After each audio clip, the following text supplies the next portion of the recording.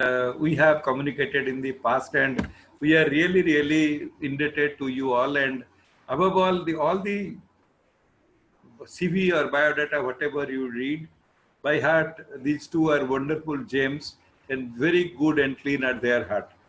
And one word for me, for Dr. Ritu, is that she is a very devoted person, and everything she surrenders to Mother Almighty and Jai Mata Di. Jai And Mata Di. and I am really, really very much happy with these things. Once anybody who surrenders to Almighty will always succeed and progress in life. And a very charming person, very affectionate person, and very knowledgeable and well-read. And we say her the master of assisted reproductive technique in Delhi. And and yes. And बस हो गया sir, आप जैसे बड़े लोगों के आगे. नहीं. And Dr. Bipasa, I am meeting her for the first time. And this is my daughter's laptop, Sheila. So she's Sheila. Yes, Sheila. My name is Sheila. Yes, thank you. And we will be happy to hear from both of them. I think Dr. Ritu will be speaking on bacterial vaginosis and probiotics, which is the need of the hour today. And subsequently, Dr. Sheila will be speaking on diet and PCOS, is very need of the hour. These are the two very interesting topics. Let's hear, and we'll give our comment at the end of it, and question answer session will be followed by that. With these few words, I thank you all for inviting me. There is no guest or chief guest. We are all friends. We are all brothers and sisters. Namaskar. Sir, this is your kindness. No, sir. Okay. Thank you. Yeah. Ritu, you can start. Yes. Rosa ma'am and Devadi sir, can I start? Please, yes. We all are waiting for you. I think Dr. Patnaik spoke so well from his heart. Yeah. I think it's good time to start now. Thank you. Yeah. A very warm welcome to all of the friends from the Saudi. So many of my friends have joined from the Egypt and the Arab countries. A very warm welcome. Thank you all of you for the joining.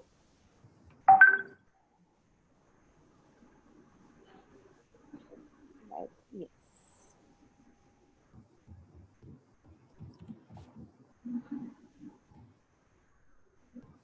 Slide is not moving. I don't know what happened. Yes. My slides are visible, I think. Yes. Yes, it is visible. Yes. So a very good evening to all dear friends. The topic which I am going to discuss today is the vaginal infections and probiotics. So friends, as all of us we know, the vaginal flora, the microbial species that inhabit the vaginal tract, play an important role in the prevention of infection. Over than 50 microbial species have been recovered from the vaginal tract in comparison with the gut, which is populated around with 800 species. Despite the close proximity between the gut and the vagina, microbes in the vagina are much lower for the reasons unknown. So we can see in this slide, the protective vaginal ecosystem, the vaginal microbiota provides a first-line defense in the female reproductive tract. You can see in this diagram, the vaginal ecosystem, the estrogen, glycogen, and how the lactobacilli is converting into the lactic acid and maintaining the pH of 3.8 to 4.5, which promotes the growth of lactobacilli, which inhibits the growth of the pathogenic organism. As we all know, the lactobacilli, the Dorderland bacillus, is the dominant inhabitants and the cornerstone of the vaginal health. So the normal vaginal microbial ecosystem, as we know, when the pH is altered, the restoration of the microbiota is very, very important. Now, what are the normal microbia in the normal vagina? They are known as Lactobacillus crispatus, Jensenii, Gasseri, Iners, and Plantarum. There are some species which are commonly found. Besides that, there are so many other less common species: Atopium vaginae, Gardnerella vaginalis, Streptococcus species, Prevotella, Megasphaera, Peptostreptococcus, Staphylococcus, and so many others. So as we know, the healthy vaginal ecosystem, the dynamic equilibrium exists between the epithelium, the normal colonizing organism, mostly the Lactobacillus species, local secretory and cellular immune factors. Vaginal pH is maintained for the acidic 3.8 to 4.2, which creates an unfavorable environment for the pathogen. This is a very beautiful diagram. I got it today only in one journal, so I thought of incorporating this. We can see there clearly in the different stages of the female life. In the premenarche, the pH is 7, vaginal epithelium is thin and fragile, and the vaginal pH is about 7. And because the low frequency of the lactobacilli, when the girl reaches to the puberty, the pH becomes 4, the vaginal epithelium thickens and intracellular glycogen production begins. Cervicovaginal secretions are produced and vaginal fluid becomes acidic. Again, at the time of the reproductive age, the pH is 3.8 to 4.5 as the estrogen causes the thickness, glycogen content and parakeratosis of the vaginal epithelium. Lactobacillus species predominant in the vaginal flora, 92%, and vaginal pH is acidic. While at the time of the pregnancy, the elevated vaginal pH is associated with pregnancy is probably due to the increased volume of the mucus secretion. Mucus has high pH and this might reduce the vaginal acidity, favoring the bacterial colonization. Again, at the time of the menopause, the pH is again goes to the 7. The decrease in estrogen and progesterone levels results in decrease of vaginal secretion and in the thinning of the vaginal epithelium. Lactobacilli decreases and the vaginal pH rise. These modifications make the vagina more susceptible to the infection. So, the studies have also shown that the ethnicity also plays a role in the vaginal microbial composition. There are the studies which shows the bacterial vaginosis 2 times more prevalent in the communities with African background compared to Dutch background. And there are some studies regarding in the favor of the genetics also. So now again this graph is showing the pro and anti-inflammatory effects of the vaginal bacteria. There are the numerous studies have been published in the favor of this regarding this atopobium works in it, the immune response interleukin 6 and 8 in the cervicovaginal tissue culture. Regarding the use of D and L lactic acid, there are so many studies have been published. So I think I will skip this, yeah. So there are so many factors that modify the vaginal microbiota. As we know, we have just discussed something also, the age, the adult woman, the postmenopause, while in the pregnancy, the lower concentration of the mycoplasma and ureaplasma, decrease in the pH and increase in the vaginal secretions. Other factors which are incorporated in the infections is the aerobic vaginitis and bacterial vaginosis. While other in the ethnic group, smoking and cancer also reported. Smoking causes the low estrogen levels and the decrement of the lactobacillus species. So as I am a ART specialist, so many patients are coming to us. So now what's the role of the vaginal microbiomes in the infertility? I found that this should be incorporated, it must be in my talk. So there are numerous studies. This study is a very recent, it's published in 13th March 2020 only. The vaginal microbiome as a tool to predict the IVF success is taken from the Europe PMC Journal. It shows the vaginal composition prior to the start of the hormonal treatment for ART seems to be predictive of in vitro fertilization or ICSI outcome with mainly a highly negative predictive value. The local microbiota, especially the absence or presence of specific microbes within the parts of the female reproductive tract, seems to be associated with the outcome of ART. So again, the studies have shown the absence of vaginal lactobacillus, the bacterial vaginosis. We have to decide by the Nugent scoring. In the images, it's clearly shown in the lactobacillus dominant microbiome, the gram-positive rod-shaped bacteria are seen, pH less than 4, and high lactate concentration, while in the cases of the bacterial vaginosis, Nugent score goes up to 10, overgrowth of gram-negative and variable anaerobic bacteria, Gardnerella, Atopium, Prevotella, Escherichia, and Megasphaeria symptoms. Patient present with odor, thin vaginal secretions, and pH more than 5, and exfoliated epithelial cells, the clue cells are the diagnostic.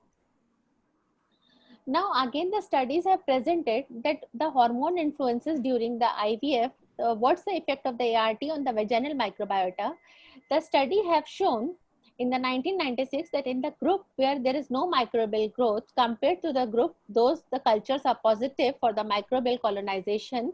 Where there is no microbial growth, that shows a clinically good higher pregnancy rate. The studies have shown the results is up to 57.1% and in that is 29.6. On the ovarian stimulation, the circulating hormones impact greatly upon the vaginal microbiota and the susceptibility of the woman to infection. Again, for the down regulation and with GnRH analogs, exogenous hormones impact upon the vaginal environment and the composition of the vaginal microbiota. The 3 to 4 months of the GnRH agonist treatment, this study is again presented by Khan et al. At 2014, that increased vaginal pH significantly above 4.5 and in endometriosis significantly shift towards the intermediate vaginal microflora, decrease in the normal vaginal microflora. Again, at the time of the ET, if there is a vaginal microbiota on the ET, day of the ET, of the embryo transfer, affects the pregnancy outcome. Women with ongoing pregnancy with characterized by the top gender by some fraction. The Lactobacillus species was considered to be the top species. So the great care to be taken to reduce the risk of the microbial transfer into the cervix during the ET by cleaning the external os of the cervix with the culture medium. Avoid touching the vaginal walls and external cervix with the catheter tip. Studies have been reported for the use of this probiotics in the tubal infertility also. The studies have been shown the abnormal vaginal microbiota significantly associated with tubal factor infertility. Chlamydia T are more prevalent in bacterial vaginosis positive women. Components of an abnormal vaginal microbiota ascend through the cervix into the upper genital tract and PID and reducing the fertility. You can see in this diagram, the contamination is possible from the vaginal cervical microorganism needle puncture of the vagina. Microorganism can enter the endometrium from the cervix during the embryo transfer, could damage the developing embryo and prevent the pregnancy. So what's the pathophysiology for this? The pathophysiology of vaginal imbalance and female infertility. We can see it increases the concentration of interleukin-1 beta in the vaginal environment, which in turn triggers the generation of reactive oxygen species, which in turn affects the membrane integrity and flexibility, which impairs both the tail motion and sperm-oocyte fusion, which disrupts the fertilization and implantation.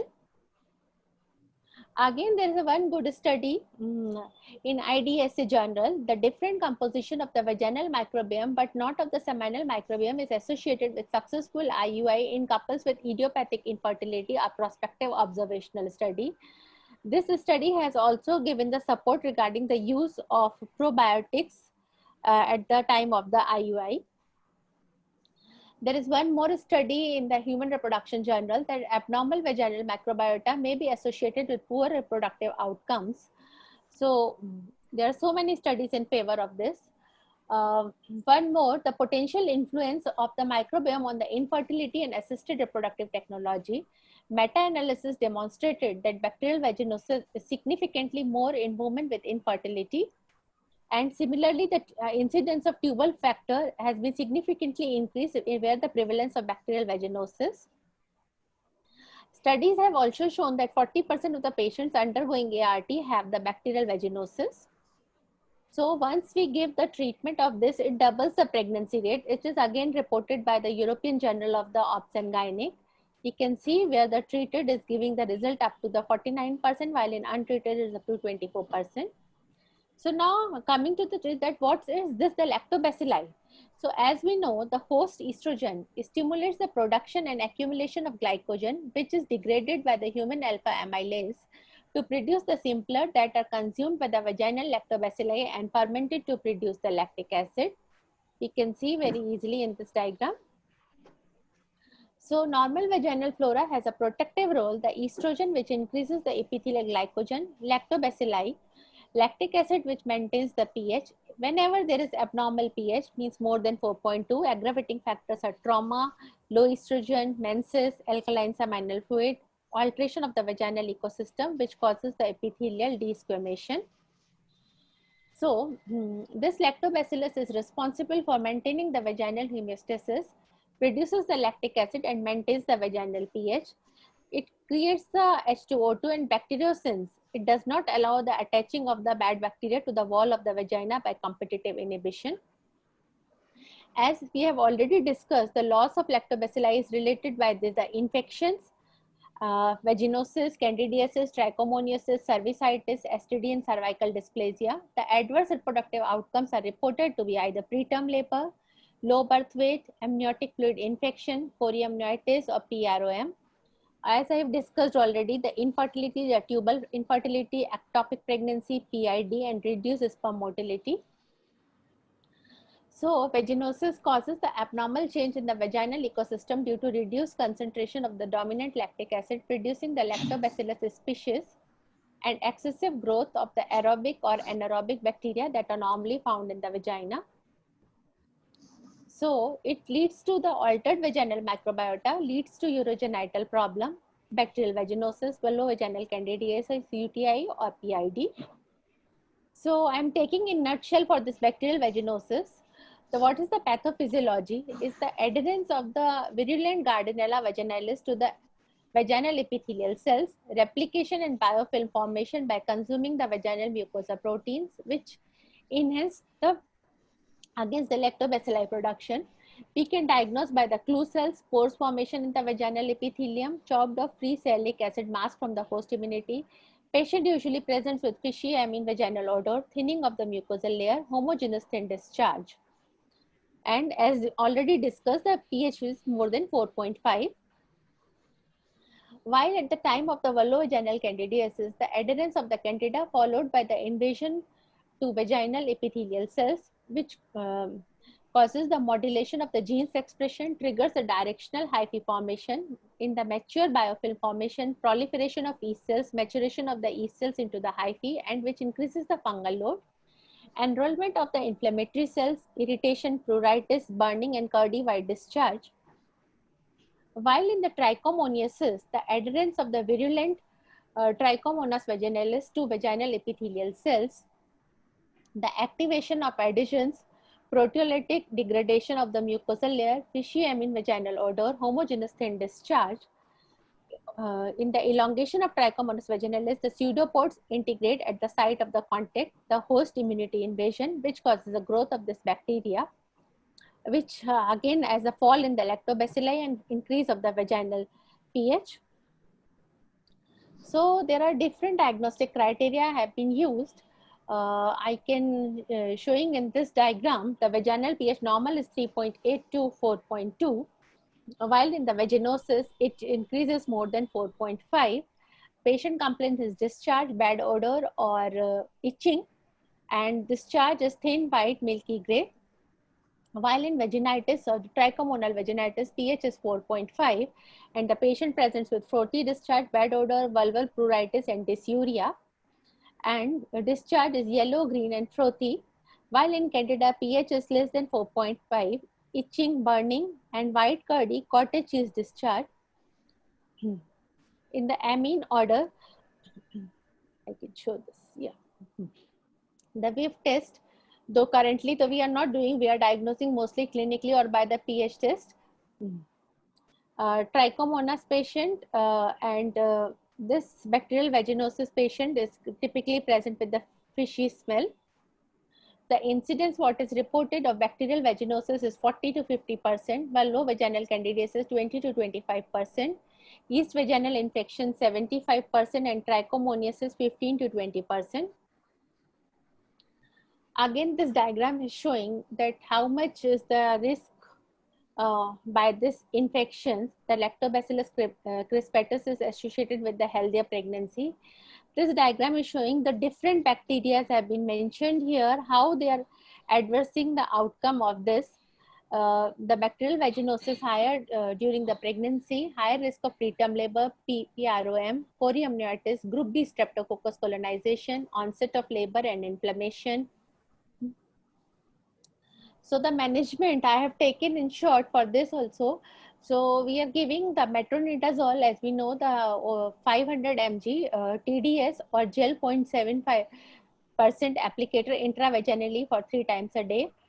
While in the pregnancy, the dose is recommended 250 mg orally 3 times a day for 7 days, or 500 mg 2 gram dose, a single dose or gel 0.75% applicator intravaginally 3 times a day for 5 days.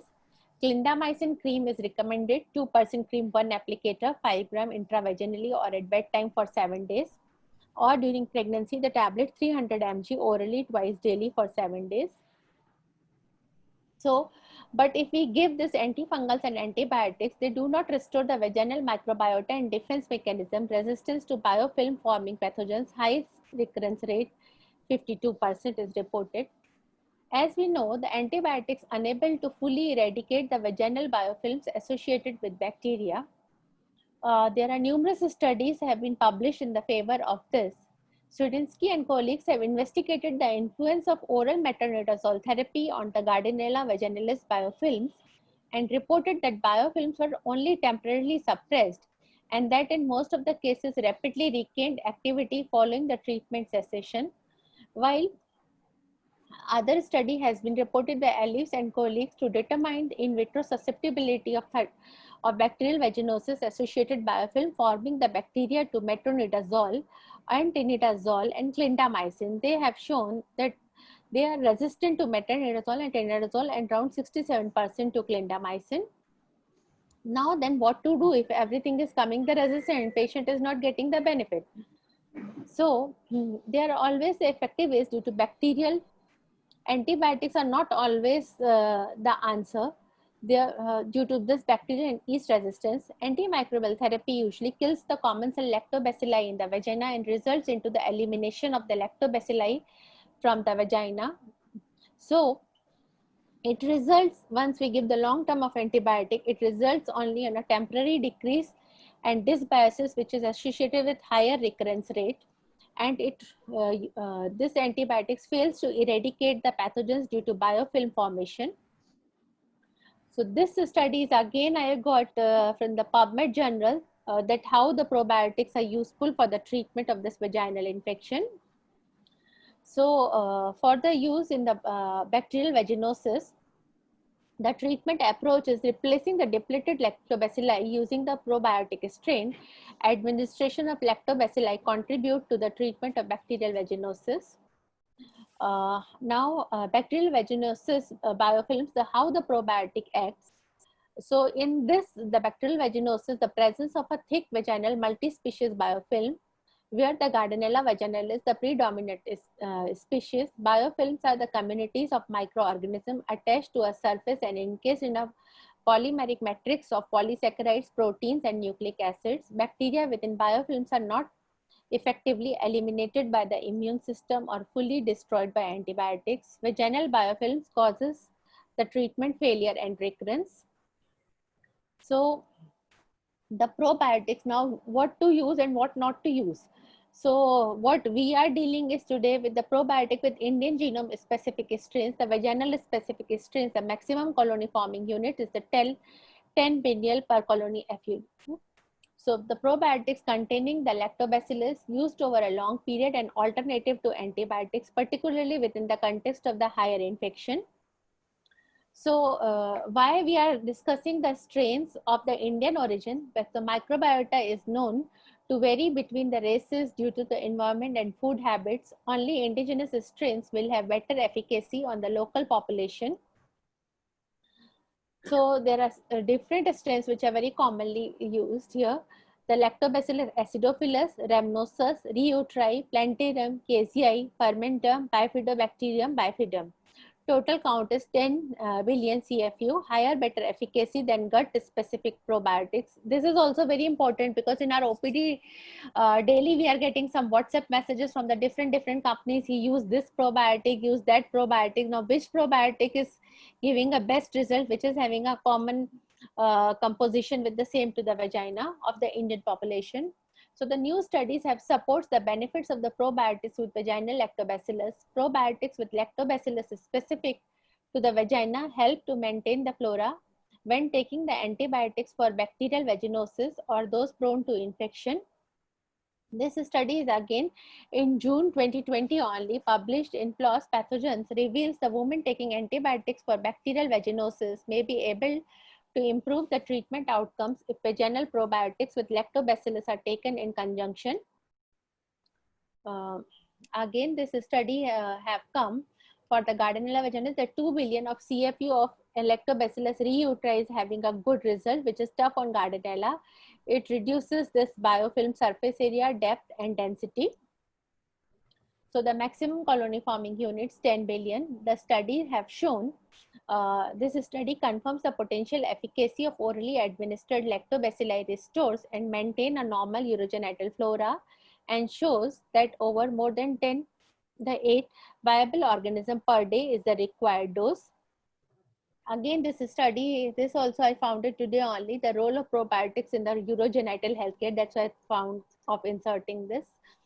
So now again the question comes whether to give the oral probiotics or the vaginal. These days everything is available in the market. So now what's the advantage of the oral? If the vaginal specific strains of the probiotic lactobacilli are given orally, that may be in addition such as degradation of the lipids, increase in conjugated linoleic acid, as well as the modulation of the inflammation and reduction in pathogenic emergence from the rectum into the vagina. Oral intake of the probiotic strain successfully survived the low pH and bile salt of the stomach, passed through the intestine. This then ascend without functional intervention into the vagina. So effect of oral supplementation of probiotic capsule in the treatment of the bacterial vaginosis. There are a lot of studies have been that how it is helpful in the itching, white discharge, and odor. We can see in this beautiful diagram how it is reducing all the 3 symptoms.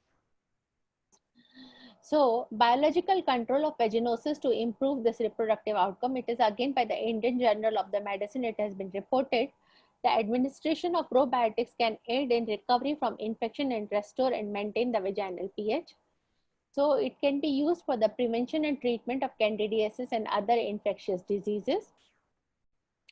It shows the treatment with probiotics promotes the reestablishment of the natural condition of microbiota with advantages over the conventional antifungal because they do not require the microbial resistance, are non-toxic when administered in adequate amount, and therefore do not produce undesirable side effects and also stimulate the immune system.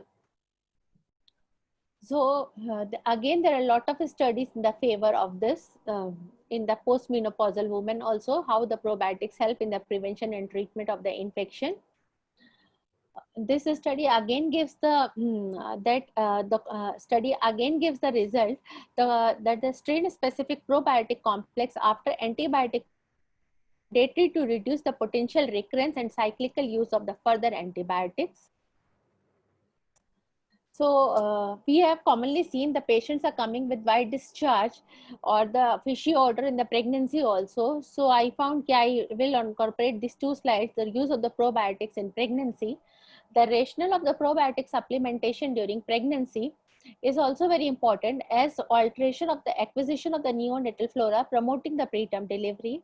Pathogenic bacteria in the amniotic fluid activates the innate immune response and production of prostaglandins, which increases the uterine contractility, which increases the greater possibility of preterm delivery, development of neonatal infections, sepsis, and necrotizing enterocolitis.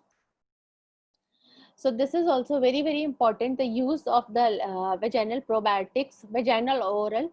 This study has done for the vaginal in the how it is giving the helpful during the pregnancy. The vaginal administration of lactobacilli is effective in preventing and development of abnormal vaginal microflora and lowers the pH. We can see beautifully in this diagram how it is beautifully acting. Now, as the vaginal, I got this study also. So now, what's the advantage of the vaginal? See, orally is to consume probiotics are believed to ascend the vaginal tract after they excreted from the rectum. While the vaginal probiotics has been recommended, the probiotic bacteria directly introduced into the vagina, the time acquired to affect the vaginal health is longer with oral than the direct vaginal administration, and depends on the viability of the strains as they pass through the stomach and gut. Vaginal administration allows the direct replacement of the probiotics for the unhealthy vaginal microbiota.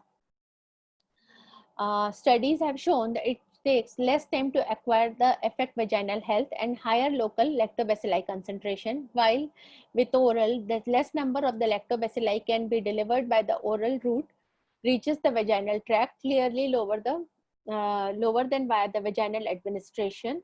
but vaginal probiotics is still a new concept in India, and still they are very costly. And being a tropical country, some patients are still very hesitant to use this vaginal probiotics.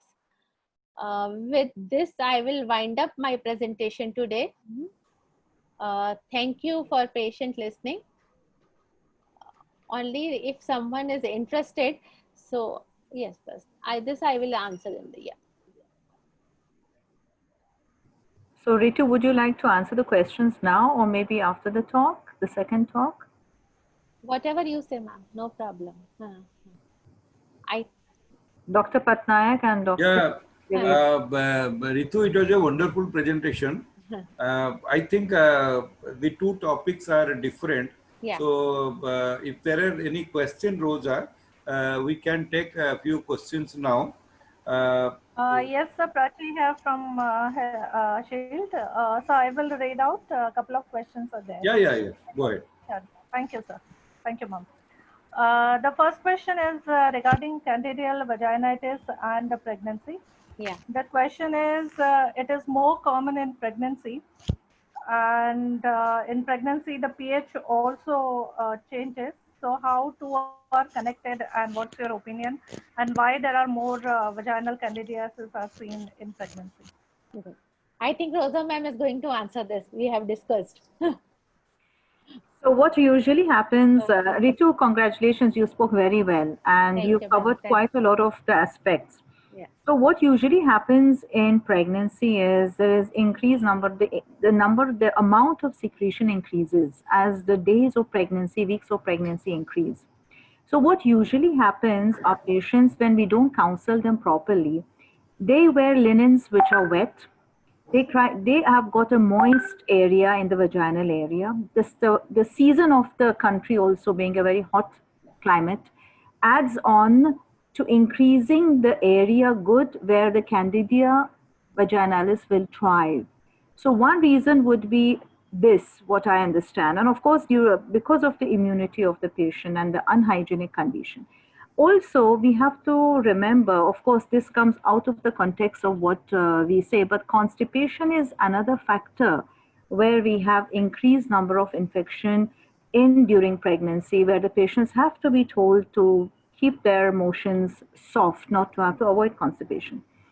So everything again starts with counseling of the patient when they come to you when they are pregnant in the first trimester. You see, another reason is most of the patients are not aware, especially the ones who are newly married and they're just pregnant. They have sexual contact even when they are pregnant with the partners. Now the partner may be having a little bit of infection, which is usually in the male not seen.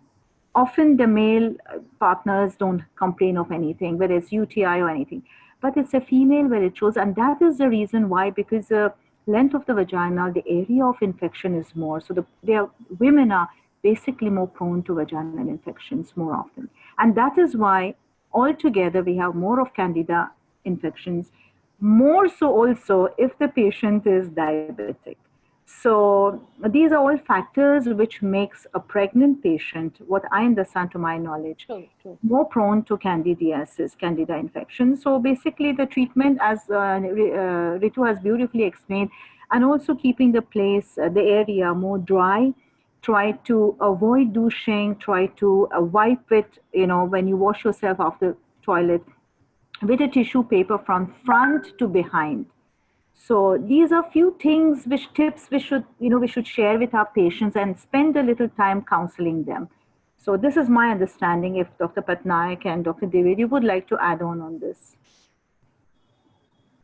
It is an excellent presentation by Dr. Ritu. I have no word more than this to say. And she covered almost all aspects of the vaginal infections. And still some questions can be always there. But what you have explained after that, I don't think for me and Hara sir kuch bacha hua hai to add on that more. But as you rightly said that the young age, pregnant, and then coitus, all these three are behavior problems. I should say safe sex. We must advise in our clinic, which I had been doing since my young age. And people, as you rightly said, that males do not complain. And males do used to come to us, being I am a male gynecologist. Sir, ये क्या आपने बोल दिया मेरी wife को? Why should I use it? And then I used to call him and explain to him why I have told. And mostly they followed. So if we follow safe sex during pregnancy, good diets or whatever healthy that time, and then infections can take care by itself, because what I feel that vagina is a closed canal to exterior and it is a self-maintenance. So too much, nothing should be done. Too much hygiene itself will spoil everything. So neither it needs too much cleaning, not too much of deodorants or anything. And we should just maintain the normal life, normal diets, and safe sexual contact. And that, I think that's the better way of living with avoiding the infections. Thank you, ma'am. Yeah. Thank you, Ritu, for that wonderful presentation. And thank you, Dr. Dwivedi and Rosa, Dr. Rosa, for your valuable comments. If I look at a very wider perspective, you see that many women do come to us with abnormal vaginal discharge. So that's the broad term, abnormal vaginal discharge. And from that, you can say, starting from infection, starting from oncology or any discharge, any other pathology, discharge can happen. But we have again categorized it to two things, and we have found out that bacterial vaginosis by Gardnerella vaginalis and other anaerobic organisms is one component. Second thing is a vulvovaginal candidiasis, and third one is a trichomonas vaginalis. She has very nicely elaborated the thing. The thing is that the vagina is a organ where it is loaded by many pathogenic organisms. This has been removed, or they are not allowed to enter in because of the soldiers, what we call as the Dodellans bacilli. The Dodellans bacilli, the healthy bacilli, if they are in adequate number in the vagina, they will not allow other organisms to grow. And if there is, for some reason or other, the normal bacterial flora of the vagina is reduced, either for any disease, infection, or whatever, or organisms, the number of, or the change in pH, the vagina is invaded by anaerobic, aerobic, fungal, bacterial, protozoal, and so on and so forth. So from this, we have got different problems. So the answer is that we must remove the pathogenic organism by giving them the appropriate treatment, which she has told. Second thing, bring back the soldiers, sir.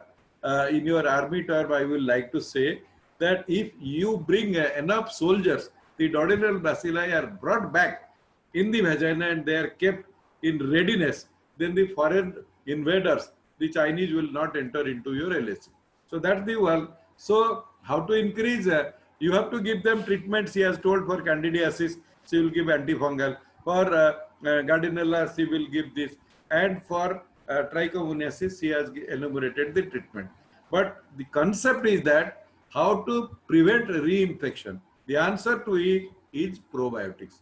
Sure. Bring your soldier and strengthen them. The Gardnerella vaginalis and vulvovaginal candida will be wiped out by treatment, and the cause behind it, like she has told, diabetes or other things, they should be treated, and so that there will be no, and the pH should be maintained in the optimum level. So you bring back your the healthy, the bacilli, they will be coming back, the Dodellal bacilli in an adequate number. To keep them in adequate number, give them probiotics. Give them orally or give them locally. So the choice is yours, so that if it is brought back, normal vaginal flora is restored, there will be no further invasion by the foreigners. So that's the basis. Thank you, Ritu, for wonderful presentation. And thank you both the chairperson for wonderfully conducting and concluding this session. Thank you. Thank you, sir. Thank you, sir. Thank you, Rosa ma'am. Thank you, Dwivedi sir.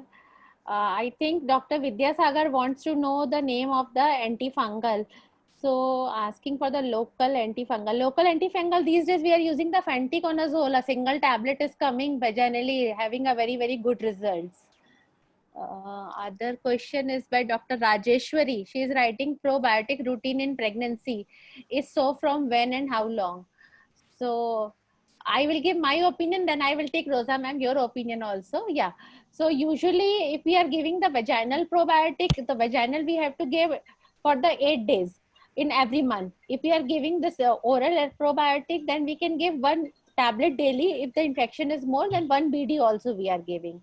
Ma'am, your opinion, please. Yeah, so what I usually do with my patients who are high risk cases, especially, and I deal with a lot of IVF cases who come to me. Yeah. So I usually keep the patients from the second trimester onwards. Every month for 10 days, I give an oral antibiotic twice a day. I tell them to repeat it every month. And with this, I've seen over the past, like this, what the brand I'm giving usually, this was not there 2-3 years back. So I've noticed that most of the patients do well, fairly well, especially these high risk cases. And they go on quite well, as Dr. Patnaik said, that because you're giving them the army, taking care of them. So I felt that what I'm doing every month gives a good result to my patients. So they don't come with any itching or extra discharge. They are happy, I'm happy, and they deliver after 37 weeks. True, true. Sir has given a very beautiful quote, na, bring back the soldiers. Very nice, huh? I like that. Yes, yes, yes. Dwivedi sir, can you suggest us some the role of the diet for this? The role of diet is certainly there because, as I said, that anything too much is bad. And if it is too much of anything like carbohydrate rich diets or modified sugars, what you call white sugars, and then caffeine. And among the vegetable group, the onions are not good for the vaginal health because of it may give some smell as it smells by nostril or mouth. It can percolate there. And among the dairy products, yogurts, etc., is very good for vaginal health, but not the cheese. One must avoid the cheese. And lastly, if somebody is using Ayurvedic formulation, I do not know too many of them, but any formulation which increases your blood flow inside the vagina, it may not be infected discharge, but she can get conscious of it, why I am having too many discharges. So a few months back, 1 year back rather, somebody had consulted me that my wife is taking for last 10 years this drug, some Ayurvedic drug to clear her menses. And what she was having was that just a spotting every month 2-3 times. I just told him, can she stop this drug or can you throw that bottle outside the house? He listened to me, and till 3 months in contact with me, that gentleman said, sir, all problem has gone. So we should not think that Ayurvedic things are harmless. If you use unnecessary, it can create problems. Otherwise, just follow the normal diet, healthy diet, and be healthy. Thank you, Dr. Ritu and Madam Rosa and Patnaik, sir. Thank you. Yeah. Thank you, sir. Besides that, I want to emphasize one very important point, especially in the metro cities, the young girls, all who are coming are having a very much addicted to smoking. Non-alcoholic, I forgot about that. Sir. Smoke, yes. Yes, sir. So means especially in Pune, so many girls are coming with this complaint. You are very right. Every second patient is addicted to smoking, if we ask. And now increases the vascular reactions, in the any epithelium, and discharges increase too much. Sir. Yeah. Thank you, Ritu. Thank you, Ritu. And thank you, Dr. Dwivedi and Dr. Rosa. We should hear now Dr. Sheila Tanna regarding PCOS and diet. She will elaborate extensively about the diet and other things. I think Dr. Sheila, you can have your presentation now. Sheila is also my very, very good friend. Welcome, Sheila. Sheila is saying she is dietitian, not doctor. I understand her lip reading. She is saying that only. Sheila No is problem. No but problem. You are the Sheila, doctor for the diet, yes, doctor for diet, yeah, and we accept.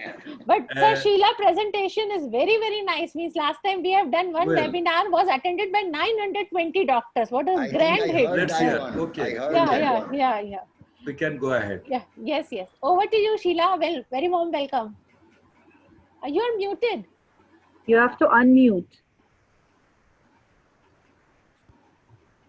Sheila, Sheila- you unmute first.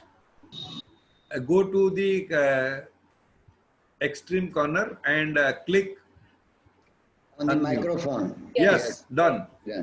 Okay. Am I audible now? Yes, yes, Yes, yes, yes. yes. I'm not going to show any scientific presentation, nor any charts, nor That's any good. of the case studies. We'll straight go to food, which helps Yes. in smoothing the PCOS symptoms. I have been practicing since last 15 years, and this is all my experience. It is no bookworm knowledge, not a Google knowledge. Okay, first thing, I start with methi seeds in the morning. Methi seeds and flax seeds, they work very well in controlling the hyperinsulinemia, insulin resistance, and also it lowers the cholesterol. So just 1 teaspoon methi seeds,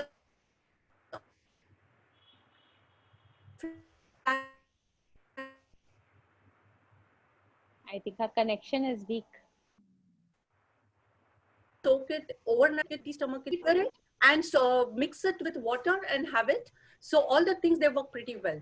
Methi sprouts also work pretty well if you add on salads, right? Number 2 is cinnamon. It is worldwide, globally, it is known that cinnamon also has excellent control over insulin resistance, and it is very heart friendly. It is good for CVD, and it lowers your blood pressure as well. So just any smoothie, just add it in tea, coffee, cinnamon coffee, or simple. I advise people half teaspoon in the morning, half teaspoon in the night. So mix it with water and you can have it, because sometimes people get sour allergy in the mouth if you give it very concentrated form. Number 3, Karela, Amla, and Tulsi, holy Tulsi. Karela, of course, it is age-old remedy to lower the insulin resistance. Amla is excellent vitamin C, and holy Tulsi has therapeutic value. So this juice also works very well. During monsoon, I usually don't give, but otherwise around the year, it works pretty well. Number 4, Nachni and Ragi. They are extremely rich in calcium. So you can make idli, you can make dosa, you can make shira, you can make puris, roasted puris, or snack, any snack out of Nachni and Ragi. Use it in 50-50 proportion. So 7 days before getting periods, if the calcium intake is high, it always smoothens, it always lowers the cramps. So I usually give it Nachni and Ragi. Okay, cashews. Usually it is a myth that cashews are very high in saturated fat. It increases cholesterol and it makes you put on. But in a way, cashew is very high in protein, and it also has tryptophan. So it could be a good bedtime snack. It induces good sleep because it boosts your serotonin level. So use it in smoothie, or maybe just oven roasted cashews. A handful of cashews are excellent for PCOS patients. I usually give girls just handful of it. Okay, we need to focus. Also, we need to focus on sleep routine. Early to bed, early to rise. Always, everybody knows, but nobody is following nowadays. हाँ उसका sound उतना अच्छा है ठीक है तो तुम्हारा ये साउंड अच्छा है सफाई नंगा Please mute the other all participants. Okay. Go on, Sheila, go on. Yeah, yeah. So if you're all the time on gadgets, if all the time people are sitting, like in my house, right. people are sitting work from home. Yes, Chalo, yes, haan, Sheila, chalo, please go. come. Please So- mute Thanks all the about it. participants. It is Right. creating lot of disturbance. Dr. Prachi, can you please mute other participants? Yes, we are trying to do that. Yes. Yes, yes. ma'am. Yes, yes, Sheila, please. So nowadays the day starts at 12 o'clock in the night. They continue till 4:30. You know, Netflix and everything has spoiled everybody's life. But yes, I always advise people, and that immediately it definitely imbalances your hormones. And a simple turmeric milk or turmeric water also induces good sleep if a person is feeling sleepless or something. So even those tryptophan rich drinks work pretty well to induce good sleep, or just a pinch of nutmeg. Those things also work pretty well. Okay. Oils. Uh, Methi, Karela, those juices, sleep, and oils. Oils play a major role. Market is flooded with all kinds of bleached and filtered oils, saturated oils, and usually we are using that only. So that doesn't have a ratio of 3 omega and 6 omega, and that imbalances your hormone on a great way. And anything fried, of course, adds to it. Anything fried, pakoras, anything fried, you go to grocery store, so-called roasted snack, chivdas, biscuits, all the bakery items, they're full of unsaturated fats and trans fat. UK is banned, partially banned. USA has 100%, they've banned trans fatty acid, but India, they don't have any concept, right? So you just pick up a pack of wafers or any fried singdana or honey roasted singdana. Now today, you know, everything is trans fat. So it should be strictly avoided. And use cold pressed, all seed oil are excellent. Cold pressed oils are excellent. It has a good ratio of 3 omega and 6 omega. That also helps in balancing your hormones. Number two, coconut oil. It is a hero oil today. Coconut oil, coconut water, and coconut all have therapeutic values, and it is an excellent oil. Extra virgin coconut oil, if taken 1 teaspoon a day, that also helps in balancing your hormones. And cow ghee, that is of course for ages, even Ayurveda says cow ghee is excellent fat. On heating, it doesn't get converted into trans fatty acid. So for tadkas, for khichdi, for rice, for cooking, cow ghee, coconut oil, and all the seed oil, sunflower oil, the sesame oil, groundnut oil are excellent. But even if you want to fry something, fry in cold pressed oil and throw away that oil.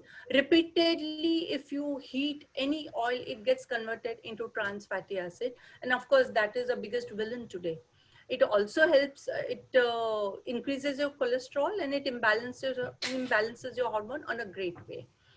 So oils we discuss. Now cow ghee. Cow ghee has to be homemade, made out of curd, and not outside ghee, which is bleached again, because to increase the shelf life, directly from malai, they make ghee.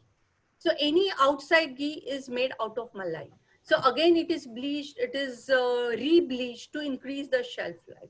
So always make ghee at home and have 1 teaspoon of coconut oil and 1 teaspoon of cow ghee. These are excellent fats. It balances 3 omega and 6 omega ratio. Okay, now I cannot forget olive oil, right? Anybody, whoever comes to me, they tell me, okay, I will use olive oil because it will solve all my problems. So olive oil is only for salad dressing and not for tadka and not for Indian traditional cooking. So no need to use all those expensive Spanish or French olive oils. So simple, locally available cold pressed oils are fair enough. Okay, now fruits. It is always said that low GI fruits are excellent and high GI fruits like bananas, papayas, they are bad. But bananas, if you eat in the morning, bananas, if you have after post meal, it definitely you gain weight because of that. But bananas, if you have empty stomach or just as munchies, if you have one banana, it is very, very high in potassium, as everybody knows. So it improves your cramps on a great way. So every day, one small elchi banana works pretty well to smoothen the PCOS symptoms. but don't eat, don't not to add sugar, or if I tell not to add sugar, people add jaggery, people add honey. But honey and jaggery have higher glycemic index, higher glycemic load than sugar. So if instead of sugar, I always advise people to use stevia. So it is plant-based, it is very natural, and it is as sweet as sugar. So in tea, coffee, in any dessert, it is always advisable to use stevia, which is green in color and which is plant derived. So yeah, that is okay. All the nuts and seeds. It is known sunflower seeds, pine nuts, sesame seeds, flax seeds. They all are very good, but people don't know how to use it. वो बोलते हैं तो एक बार लेके भी आते हैं, but they say कि chew कर करके में, you know, they are not edible. So always soak it, always roast it with little bit of salt and turmeric, and you can use it as mukwas. So every day, 1 tablespoon of all the seeds are extremely good. It gives you a lot of protein, it gives you a lot of B12, it gives you good fat, and it also helps in smoothing all the PCOS symptoms. And all the seeds are also induces good sleep as a bedtime snack also. People can have it in any bedtime drink or a smoothie. Okay, now perfumes and cosmetics. People are not talking about perfumes and cosmetics, but perfumes during the pregnancy or during PMS also, people, if you're too much into perfumes, it is called parfum. So parfum is also alcohol based, and if you are using too much of perfume and too much of sanitizer, right now it is call of the day, but anyways, so that also causes a lot of hormonal disturbance. Okay, if you're sitting in front of the computer for 8 to 10 hours without moving in a dark room, that red light or blue light, even that causes a lot of hormonal balance. So I've seen a lot of people improving if you take those precautions.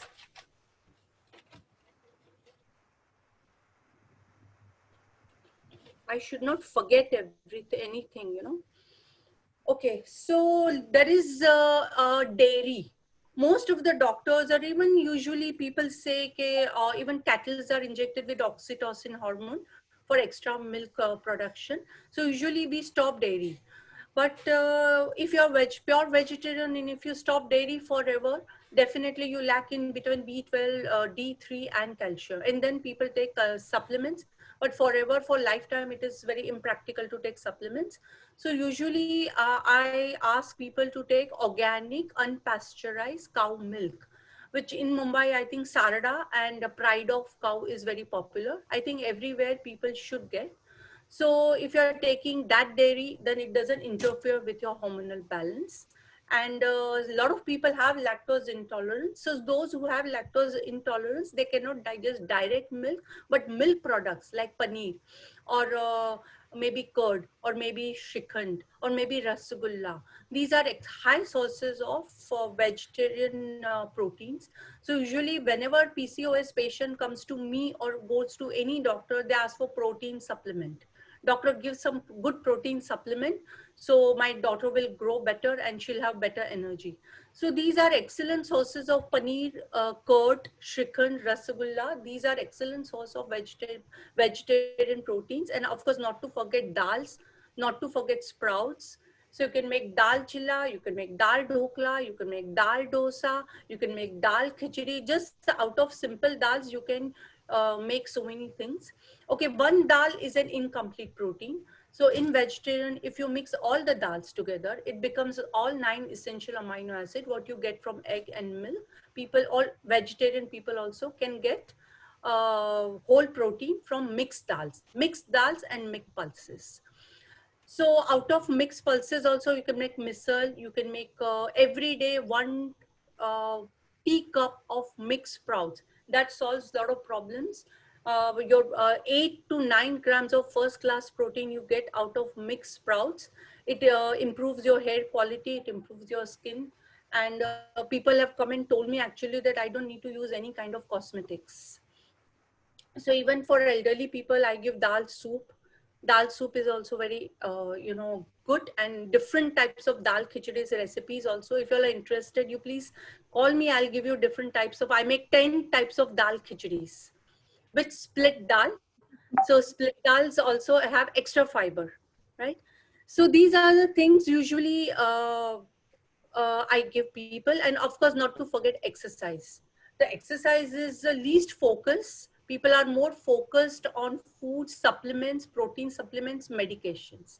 So when I tell people, "Arey, kahan time hai?" But at least 35 to 40 minutes of any aerobic exercise at a stretch at elevated heart rate. If a person does simple spot jogging, simple walking, simple cycling, or swimming, I guess right now only cycling and walking and spot jogging. Just simply spot jogging at elevated heart rate, non-stop. That also works pretty well for weight loss. And for PCOS and for thyroid, weight training works really wonder. So a simple, whenever I say weight training for girls, they look at me, oh my God, I'll look like Salman Khan. But weight training, it really retains your muscles. It gives you good body shape. It makes you more confident. And that definitely smoothens your PCOS symptoms as well. And not to forget water, 2.5 liters of water. And that also people nowadays, like foreign countries, people have started using honey, lime, fruit juices. So instead of taking honey, instead of using sharbat, instead of using roo afza, I tell them to have herb or fruit infused water, simple lime slices, simple have mint, or simple mosambi slices or orange slices. Just soak it in water and have this flavored water entire day. It also has a lot of minerals. So it gives you quick pick-me-up effect. It keeps you full with less calories, and you don't crave for unnecessary carbohydrates during the day. So I guess I've covered all the points. And this is for thyroid and PCOS. It goes hand in hand. Very nice, Sheila. Thank You you, covered madam. all. Very Yeah. well spoken. Yeah. And you covered most of the things. Only thing I wanted to know one more among the isles, the Bengal, Bihar, and UP, and up to Punjab also, they use mustard oil very well. If it Most is of our cold diets pressed, is with mustard oil, but you did not take the name of that, so I thought that I should I'm remind sorry. you. I'm sorry for that. Mustard oil is also very good, but unless it is cold pressed. It has a arachidonic acid also. For the males also, it is quite good. Arachidonic acid as one of the essential amino acid. Absolutely. So you recommend or you don't recommend? No, I do recommend, but here in Mumbai, especially, mustard oil is not used. I have stayed in Bombay. They don't use much. They don't use. So Sheila, you spoke very well. I had a question, and this question is often asked, from patients. Now, there are certain people that they say we cannot have papaya at night. We should not have fruits at night. So I want you to tell us as nutritionists that what is the science and what do you say? Because often the PCO patients come with constipation. And that is one reason they have, they don't drink water. So when we tell them to have fruits, they have this excuse that we don't have time, daytime, night also is. So what is your take on that? The second question would be, what is your take on a keto diet or intermittent fasting? Nowadays, these girls are coming and they tell us, we learn from them. During our time, we never had all this. So 2 questions to you. Sure. Okay, fruits always need to be taken empty stomach, because when you eat something and anything after full meal, if you take, it takes longer to get digested, right? Fruits are pre-digested. It takes within 15 to 20 minutes, you digest your food.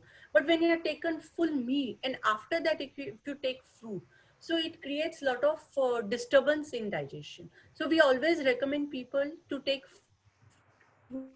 fruits during the day. And for constipation, Dudi works very well. Lauki in the night, if you take 1 bowl of lauki, salt, pepper, coriander leaves, and little bit of ghee ka tadka, this cures your constipation forever. A lot of people, they come to me for pregnancy fitness as well. So usually they are not given any kind of medication, and usually during pregnancy people have acidity and constipation. So this is age old remedy, Loki. Avoid all kind of pulses and heavy to heavy to digest food in the late evening. Have fruits, whole fruits. Don't have fruit salad. Don't have fruit juices. Even if you're having mosambi, have it with fiber. If you're having orange, don't remove that resa. Don't remove that fiber. Have it with resha. And have this lot of herb infused water, herb, herb, kothmeer, like coriander leaves, mint leaves, a lot of rosemary, a lot of basil. There are a lot of herbs available in the market. So learn to use those, top it up on the food and have it. So indirectly you're having a lot of fiber. So constipation, acidity, acid reflux, use a lot of ginger. Ginger is very digestive. People say garam nahi lagega. I said no, ginger is excellent. So simple ginger juice mixed with water, even that is very, very digestive. If you go to Chinese restaurants, they have ginger candies. Yeah. Yeah. Yeah. So, Yeah, but yeah. usually people here also in Mumbai, people want shortcut. People don't have time. Whatever is available, I tell them apply aloe vera. They'll go and get aloe vera juice from outside. So everything is available in your kitchen.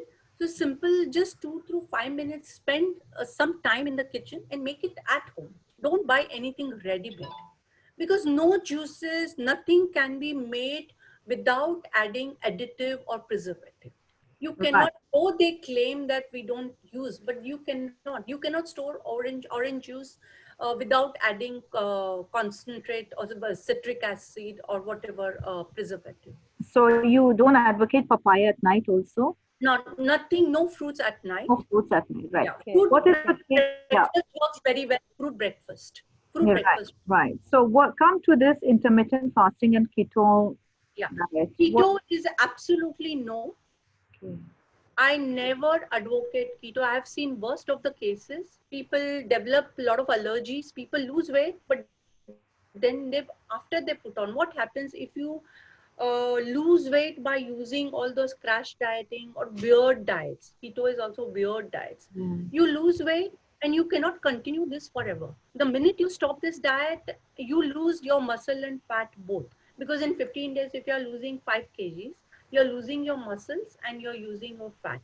After 15 days, you start eating and you gain only fat, because muscle gaining takes very long. And those fats get deposited on a wrong places, on your tummy, on your butts. And this is repeatedly, now people have tendency to follow any kind of fruit diet, low calorie diet, keto diet, intermittent fasting, any kind of crash dieting, fat diet. You cannot adhere to the stricter the diet, the adherence is less, right? So many times in life, people follow weight loss, weight gain episodes. This is called weight cycling. Repeated episodes of weight cycling causes a lot of metabolic disorder, and it also lowers your BMR, basal metabolic rate. So later your weight, your metabolism becomes very slow and it becomes more difficult to use. It should be slow, steady, and permanent. Yes, this is a take-home message actually for the PCO patients, that we don't tell them to have crash dieting and to stick to a diet which is more of, high protein, vitamins, less of carbohydrates. And one more thing I would like to say repeatedly, not all nutritionists and not all dietitians are equipped to treat PCOD. Mostly you go to a dietitian, they have focus, itna time mein itna wazan kam karna hai. So they put them on low calorie diet, no fat diet. So you saw how good the fats are, how good, few things are. So eliminating fat, eliminating completely dals from your diet, just having roti bhaji, it won't solve any problem. It will add to your hormonal imbalance. Thank you, Shalabh, Shweta. before we take other questions, so many doctors are asking the number. Do you want to share? I am sharing my number already. I put in the chat box. That is Yeah, 98. Why Yeah, not? that mine is 9822025023. Those who are wanted to join in the academic group, please WhatsApp me with your name and from which place you are. I can add you in the academic group. Sheila, you please will you share your number? So many doctors are asking. Sure. My number is 9820417053. You can type it in the chat so that everybody can see it. Sure. Yeah. So Well, what I believe, when a girl is 9 to 10 years old, from that time, you know, a girl came to me when she was 9 years old. She went to the doctor. Doctor, isko kuch protein supplement de do. Protein supplements they get into people's nerve, you know. So protein supplement, multivitamin, unnecessary calcium supplements, unnecessary protein bars, that only keep on adding to hormonal imbalance. Anything which is outside, they say protein supplement, they say we don't add sugar. So they add corn syrup, they add jaggery. So sugar has different names. So if not this, somewhere yahan nahi to yahan se, but you are adding that sugar in your system, you know, and for many years and years. So I wouldn't recommend any kind of protein supplement, you know. thank you, Sheila. I think this was really a good eye opener. I think all of us will come to you soon. Why With, not, madam? It would be my pleasure. It would be thank my you so much. And Dr. Patnaik is there. I think, Dr. Dwivedi, we can summarize, finish up Yeah. the session. It's now 9 o'clock. Yeah. I've Only talked to two you. questions. Some doctors are writing repeatedly regarding the use of mushroom. Mushrooms are excellent, but Yeah. don't add too much of butter in it. Yeah. Just roast it with little bit of olive oil, because it's used in continental dishes, and add garlic, and it is excellent. Mushrooms are Yeah. excellent. No plants are bad. Plant-based all the vegetables are excellent. Thank you. Friends, please WhatsApp me. Don't put your number here. Please WhatsApp me the number what I've shared. Yes, over to you, Dwivedi sir. Thank you, ma'am. To sum up, means both of you, the speakers, and have been excellent. And you covered your topic so well. I don't think people have got much to add to that, except being from north side of the country and such a big country. And I had been in a place where ragi is eaten day and night. So ragi is called in our side madua. One should remember it's a millet. And Rajasthan and UP and Bihar, they produce a lot, and it's a quite shiny millet, small. And don't get panic with a ragi. Ragi means Karnataka or Tamil Nadu. No, ragi can be available with us, and it is available in the market as a madua, they call it. So it is quite rich food, and I agree with you. So both of you, I think Madam Roja will agree that and Dr. Haraprasad is not there, I think, Patnaik sir. So our best wishes, good wishes with both of you, and all the more than century people have attended your talks. I saw the number, it never went down below 100. Now in question and answer session, some are maybe here and there or attending some parallel meetings. So Dr. Prachi, to start with, she did a wonderful job, and the sealed, ma'am, I think that's sealed website. Yes. Am I right? Yes, Shield Connect, their website. That is also quite good, and thanks to them. And day before yesterday, after I got your message, suddenly I said, "Is Nachis koi yaad kar sakta hai?" And thank you very much for that. Sir Because नाचीज नहीं है आप ऐसा मत बोलिए sir because Corona has made me non-practicing gynecologist, which I never thought of in my lifetime. I always pray to my deities and everybody that give us a working life as much as you can. But the Corona really, ma'am, means I don't call anyone, and just I work through WhatsApp or something. I don't know how people are maintaining. Maybe you all are young, and Madam Roja, I don't know what is the life. Well, the same thing. This clinic is very no appointments. Telemedication is more telemedication. And I'm always tense parent because my son is in UP government and in a district zone as a medical officer, and their life is quite tough. So Corona has changed us a lot. with that, telling that I only my gratitude to both the speakers will agree with me, Madam Rosa, I think, and excellent talk, excellent solution to the problems of the people. I am sure all participants must have enjoyed it and they will help their patients much more. And anything, you both have given your numbers, mobile number, WhatsApp number. I'm sure they will contact you. Thank you very much. And my personal regard, Madam Rosa, though we did not meet, I think, seeing you here. And if Dr. Ritu makes us to be on screen sometime more, we'll see.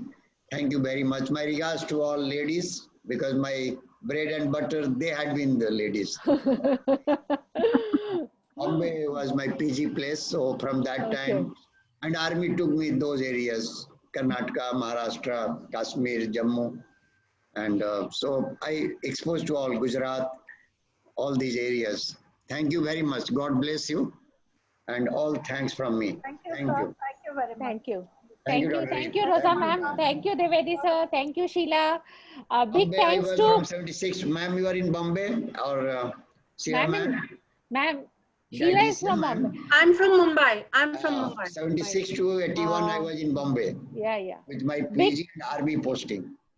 Professor Ibrahim has joined from the Egypt. Yeah, big thank you, sir. Sir is conducting the Iron Donald conferences there. Thank you, sir, for joining. Thank you, Rosa Thank you. ma'am. Thank you, Ritu. It was a pleasure. It was a pleasure, Dr. Devedi, Sheila. Wonderful talks, and God bless you. Good attendance at night, and you're doing a wonderful sharing knowledge with everyone. God bless everyone. Thank you so much. Thank you, Thank ma'am. you. Thank Hope Thank you. to see you. you all soon. Good night. Good night, night. everyone. Good night. Do I Bye-bye. have permission to leave? Yes, sir. Yes, sir. Thank Yes, you. sir. God Yeah, bless yeah. you. Thank you, you. Prachi, Dr. Thank you. Prachi. Thank you, Balaji and Shield Dr. Pharmaceuticals. Prachi, thank you. Thank you, Dr. Prachi. Yes, not to forget Dr. Bala. Prachi, of course. Yes, And Sheil. yes, ma'am. Yeah. Thank you. Thank you. Okay, ma'am. Bye-bye. Bye-bye. Good night. Yeah. Bye-bye. Bye-bye. Good night. Good night.